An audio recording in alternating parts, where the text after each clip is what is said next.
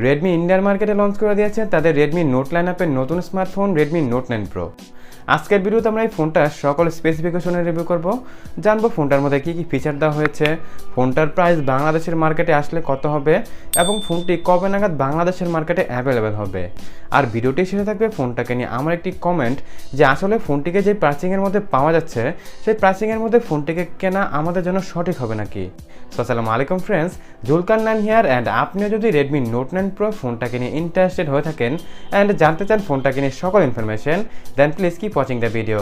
তবে ভিডিওটি শুরু করার পূর্বে আপনারা যদি এখনও আমাদের টেক বাইট ফ্যামিলির সাথে জয়েন করে না থাকেন তাহলে এখনই নিচে থাকা সাবস্ক্রাইব বাটনে প্রেস করে দেন পাশে থাকা বেল আইকনটিতে প্রেস করার মাধ্যমে আমাদের ফ্যামিলির সাথে জয়েন করে নিন। সো ফার্স্ট অফ অল আমরা ফোনটার ডিজাইনকে নিয়ে কথা বলবো।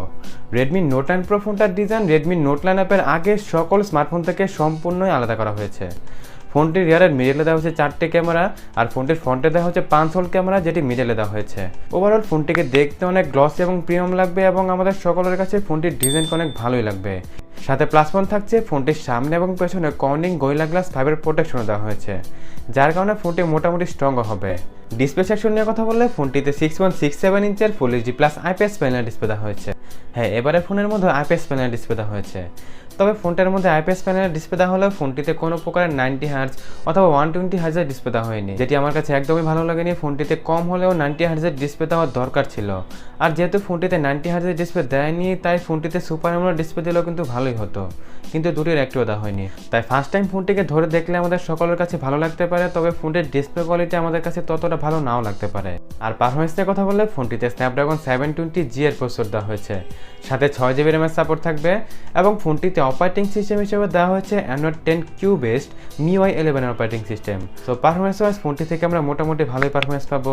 আমরা ফোনটি দিয়ে পাবজি সহ যে কোনো এইচডি হেভি গেমস কোনো প্রকার ল্যাগ এবং বাগে থাকা ছাড়াই খেলতে পারবো। তাই বাজেটের কথা চিন্তা করলে ফোনটি থেকে আমরা মোটামুটি ভালোই পারফরমেন্স পাবো। এর সাথে ফোনটাতে ব্যাটারি ক্যাপাসিটি দেওয়া হচ্ছে 5020 mAh এর, যেটি থেকে আমরা অনেক ভালো ব্যাটারি ব্যাকআপ পাবো।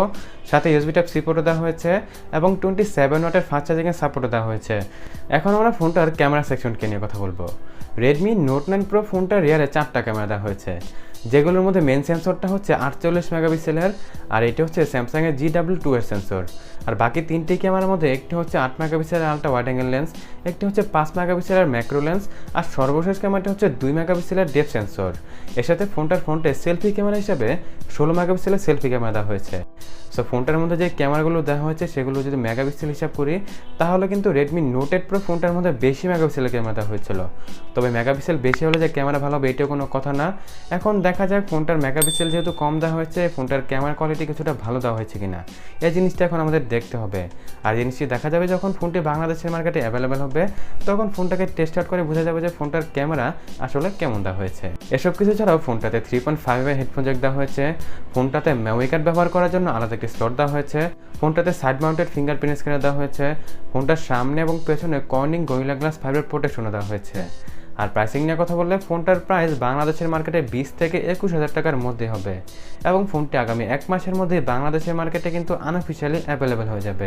So friends, Redmi note 9 pro ফোনটাকে নিয়ে প্রায় সকল ইনফরমেশন তো জানা হলো। এখন যদি ফোনটাকে নিয়ে আমার কমেন্টের কথা বলি তাহলে ফোনটার ডিজাইন ভালো করা হয়েছে, ফোনটাতে ভালো ব্যাটারি দেওয়া হয়েছে, ভালো পারফরমেন্স দেওয়া হয়েছে এবং ফোনটাতে ফাস্ট চার্জিংয়ের অপশনও দেওয়া হয়েছে।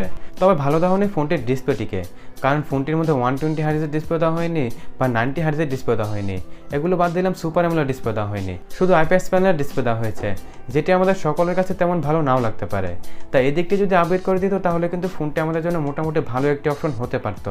এখন আমাদের মধ্যে যাদের সুপার অ্যামোলেড ডিসপ্লে দরকার নেই এবং 90 হার্জের ডিসপ্লের দরকার নেই তারা এই ফোনটিকে কিনতে পারেন। তবে ফোনটির প্রাইস অবশ্যই 18 থেকে 19,000 টাকার মধ্যে হতে হবে।